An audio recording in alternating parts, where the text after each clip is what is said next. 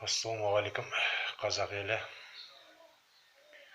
Менің атым Айдынболат, фамилиям Мүсірәлиев. Есік қаласынан боламын. Мен сіздерге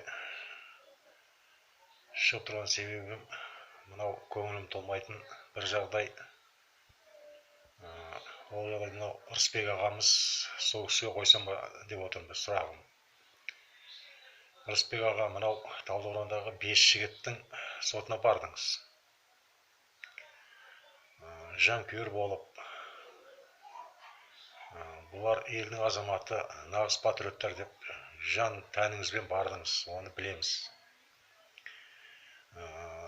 Сот болмады, болмаған себебі Қытайлар келмеді деді сотқа. Сонымен ертесі күнге сотты қалдырды.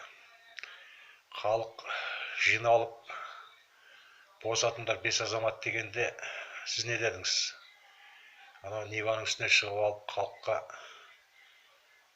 сөз бердіңіз. Ертең сағат 3-те босатып аламыз, Алла қаласа. Сот болады, ертең сағат 3-те. Сабыр сақтаңдар дедіңіз. Халық сіздің тіліңізді алып, сізді сыйлап, сабыр сақтап бәрі тарады. Тарағанда да бәрі сол ауылға кетті. Сол ауылда қалды. Ал енді ертесі күні сағат тура 3-ке емес, сағат 2-ке халық жинала бастады. Жаңа соттың алдына. Бірақ сағат 12-ке таман сот болып кеткенде. Рысбек аға, сіз де білмей қалдыңыз ба, ерте болып кететін соттың? Халық жиналмай жатып, сотты өткізіп, 5 жігітке жаңағы условиена 2 жыл, 2,5 жыл беріп, таза шығармай,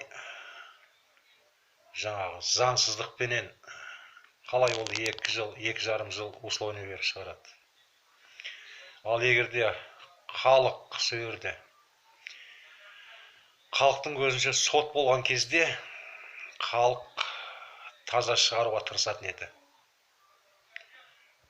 Ал енді Ырысбек аға, осыған сіз жауап беріңізші. Сіз білдіңіз ба ерте болып кететін соттың, әлде білмедіңіз ба?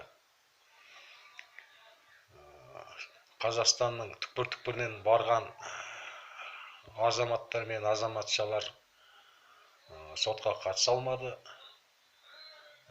Олар сотқа барғанда уже сіздер дайындап 5 жігітті босатып дайын отырдыңыздар. Осыған жауап берсеңіз, Ырысбек аға, бұл қалай болды? Халықсыз сот өту деген.